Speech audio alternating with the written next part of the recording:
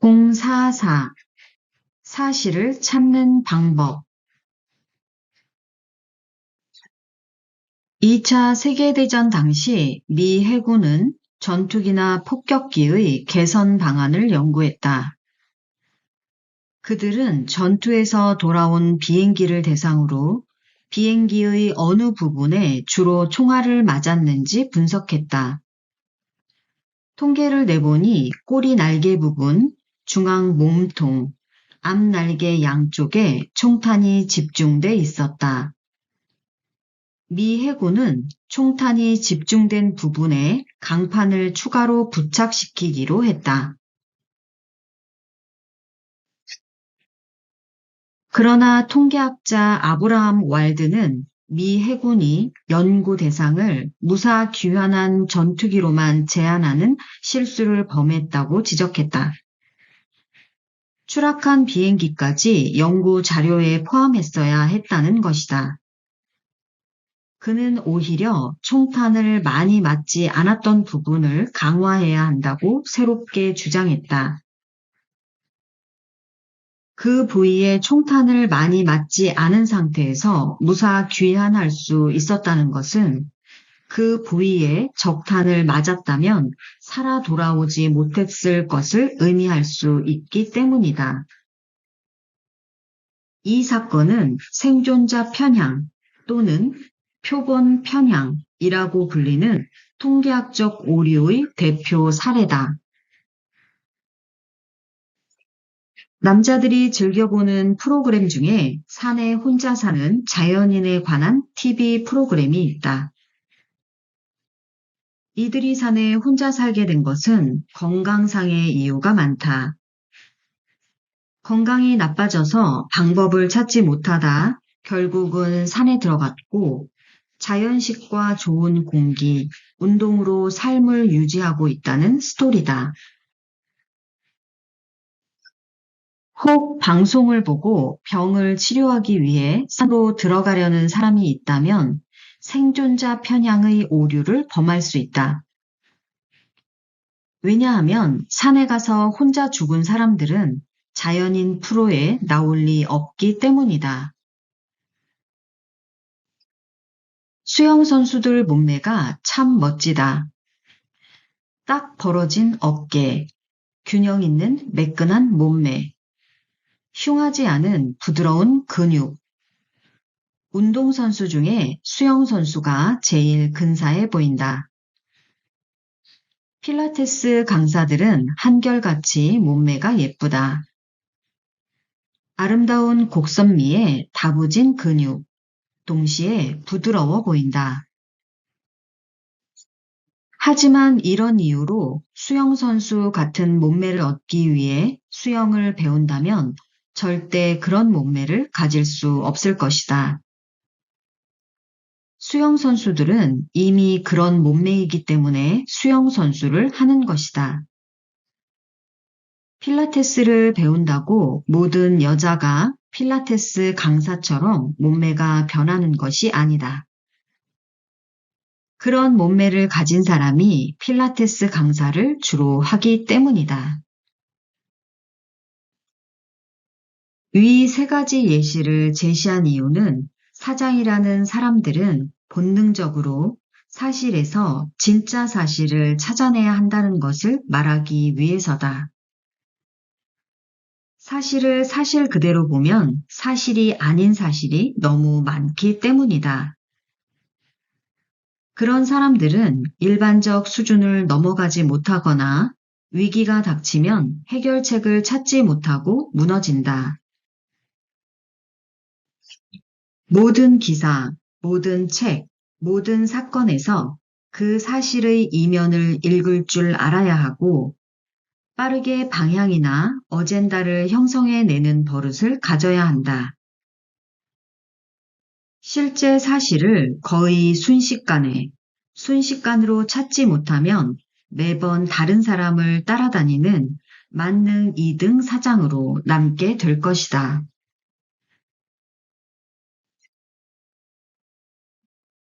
045 회사 이름으로 기부할 때와 개인 자격으로 기부할 때,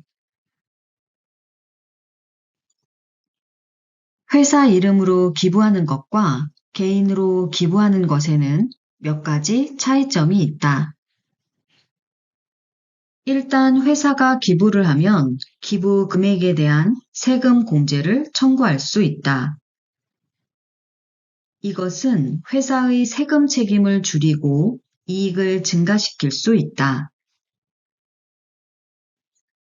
회사는 또한 마케팅 또는 홍보 노력의 일환으로 기부금을 홍보하기로 선택할 수 있다.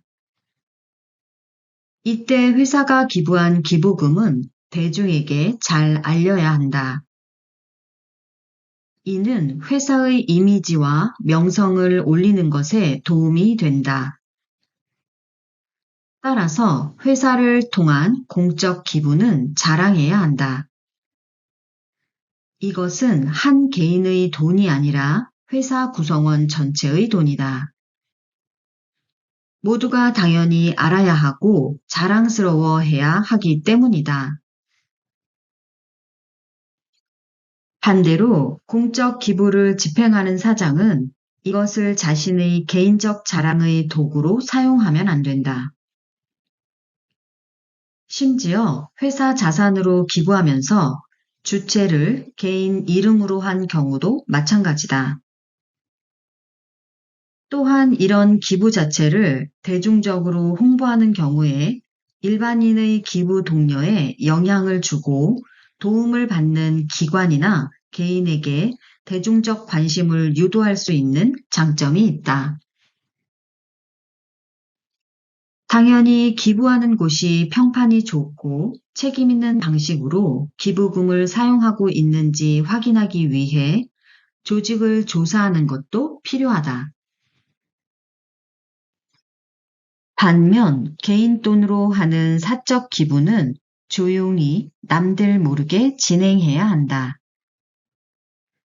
공적 기부와 달리 사적 기부는 기부받는 주체가 기부받은 사실을 알리고 싶지 않은 경우도 있고, 기부자가 누군지 모르게 기부를 해야 하는 경우도 있다. 특히 사적 기부를 자랑하고 다니면 그 사람의 그릇이 오히려 작아 보인다. 그 자랑은 자기가 하는 것이 아니라 받은 사람이 해야 돋보이기 마련이니 자랑의 마음이 들어도 참아야 한다. 자랑하는 순간 그 선행에 대한 대가를 이미 받았다고 봐야 한다. 상대가 자랑하는 것은 어쩔 수 없다. 3장 직원, 그들은 누구인가? 사업하면서 가장 힘들고 지속되는 어려움.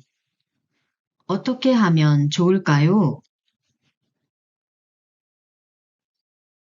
046. 누구를 승진시킬 것인가? 사람은 자신이 감당할 수 없는 높이에 오르기 전까지 자신의 무능함을 감지하지 못한다.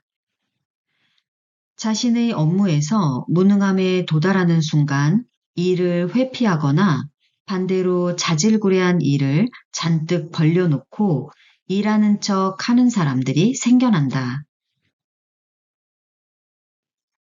이 무능은 평사원 시기에 이미 결정나서 승진은 고사하고 자리나 보전할까 염려스러운 사람이다. 평사원 때는 뛰어난 실력을 보이다가 간부가 되면 목줄에 묶인 것처럼 도저히 앞으로 나아가지 못하고 쩔쩔매는 사람들이다. 회사에서 승진을 보상 개념으로 사용하면 이런 사람들이 늘어날 수밖에 없다. 그래서 어떤 회사들은 상층부가 전부 무능한 사람들로 채워지기도 한다. 우리는 사회적 지위가 높은 사람들은 자기가 무엇을 하고 있는지 잘 알고 있고 세상에 무섭고 겁나는 일이 없는 줄 안다. 그러나 지위가 높은 사람들도 자신의 무능함이 나타나는 경계에 가면 두렵고 떨리고 무엇을 해야 좋을지 모르는 상황을 겪는다. 이것을 가리기 위해 위험을 부리거나 열심히 무언가를 미친 듯이 하는 모습을 보이거나 냉소적인 태도로 사람들을 멀리한다. 심지어 지나칠 정도로 규정을 강조하는 상사가 돼 스스로 경찰과 감독 역할로 자신을 바꾸는 사람도 생겨난다. 사람들은 이런 고위직에 있는 누군가의 무능함을 알아내는데 많은 시간이 걸린다. 실제로 절대 들키지 않고 은퇴까지 가는 경우도 많다. 이런 무능함은 회사 조직에만 있는 것은 아니다. 제 자신도 무슨 말을 하는지 모르면서 학생들을 가르치는 교수, 기도로 신을 가르치는 종교 지도자, 의대 졸업 후 한 번도 새로운 논문을 읽지 않은 의사, 보스에게 충성만을 통해 선거에 당선된 정치인처럼 이미 직책이 높아졌거나 사회적 신분이 생기면 그들이 무능하다는 점을 의심하기 어렵다. 똑똑하고 성실한 사람이 무능해지는 과정의 예는 이렇다. 마크는 유능한 변호사다. 법률 상식이 뛰어나고 좋은 품성을 갖고 있어서 자신에게 오는 고객에게 최선의 법률적 조언을 24시간 해줄 것으로 기대할 수 있는 청년이다. 회사는 마크의 능력과 성실함을 높이 사서 다른 누구보다도 빨리 파트너 변호사로 승진시켰다. 그러나 그의 애정과 완벽주의는 이때부터 골칫거리가 됐다. 아무리 급하다고 해도 모든 직원의 일에 관여하고 참여해 결국 처리해야 할 일이 한도 끝도 없이 늘어났다. 이 때문에 고객들은 계속 기다려야 했고 직원들은 마크가 결정하기 전까지 모든 일을 중지하며 쉬는 일이 이어졌다. 마크는 고객들이 완벽한 일 처리보다 제 시간에 일이 처리되기를 바란다는 것을 알지 못했고 직원들을 효율적으로 다루지 못해 생기는 회사의 비용 증가와 수익 감소에 아무런 책임을 느끼지 못했다. 결국 그는 능력 있는 변호사에서 무능한 상사로 낙인 찍혀 버렸다.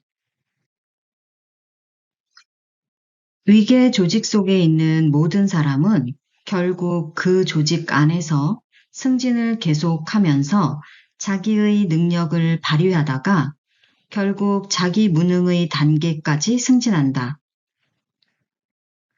그만큼 조직의 상층부는 그 일에 무능한 사람들로 채워질 가능성이 높은 것이다. 과거에는 회사에서 승진을 조직에 대한 충성이나 성실, 그리고 근속에 대한 대가인 보상의 형태로 주어졌다. 승진 자체가 개인이 회사에게 인정받는 훈장 같은 개념이었다. 그러나 요즘 젊은 직원들에게는 승진보다 일에 대한 자신의 가치를 발현하는 것을 더 좋아하는 경향이 있다. 이제 더 이상 승진만을 회사에서의 출세로 생각하지 않기 때문이다. 오히려 회사 내에서 역량을 충분히 발휘하고 보상받는 것에 만족하는 사람들이 늘어나고 있다. 경영자로서 이런 문화 변화에는 승진이 더 이상 충성심의 보상 도구가 되지 않는다는 단점도 있지만 능력 위주로 파격적 발탁이나 젊은 상사, 깜짝 인사와 같은 입사 순서나 보상에 기준하지 않고 관리 능력에 따른 인사가 가능해졌다는 장점도 있다. 내가 승진시킨 사람들을 돌아보면 결국 조직의 룰과 문화를 벗어나지 않으면서 여전히 도전하는 사람들이었다. 오히려 성과는 일회성 이벤트처럼 느껴진다. 그래서 성과가 좋았던 일은 시간이 지나면 기억에서 사라진다. 때문에 스스로 성과가 좋다고 생각하는 직원들은 회사에 원칙이 없다고 불만을 갖는다. 그러나 대기업은 물론이고 작은 회사조차도 그 회사에 맞는 운영 원리가 있다. 회사가 필요할 때 필요한 일을 할 수 있는 사람은 아무리 상황이 나빠도 내보내지 않는다. 뽑을 때는 실력을 보지만 키울 때는 충성도다. 업무 실력이 무난하면 인간관계가 실력이다. 상사와 가깝게 하는 자리를 피하는 사람은 그 이유가 무엇이든 상사도 거리를 둘 수밖에 없다. 그래서 회식 자리나 행사, 파티 같은 사적 자리가 평가 기준이 된다. 결국 조직 문화를 이해하는 사람에게 가장 높은 점수를 주기 마련이다. 상사에게 받은 지시만 묵묵히 하는 사람은 그 특정한 역할 이상은 줄 수가 없다. 자신이 가진 노하우를 직원들에게 모두 전달해서 직원들을 키우고 새로운 도전을 시도하고 조직을 통해 함께 일하는 사람이 언제나 승진 후보가 된다. 오래 일했다는 이유로 승진을 원하는 직원은 회사가 원하는 간부상을 전혀 모르는 것이다. 오래 일한다고 전문성이 생기지 않는다는 것을 알기에 오래 일한 대가로 승진시키지 않는다. 결국 경영자는 직원들에게 승진을 보상으로 주는 것이 아니라 회사 경영에 도움이 되는 방식으로 선정하겠다는 메시지를 평소의 대화에서 혹은 직접적인 승진을 통해 보여줘야 한다.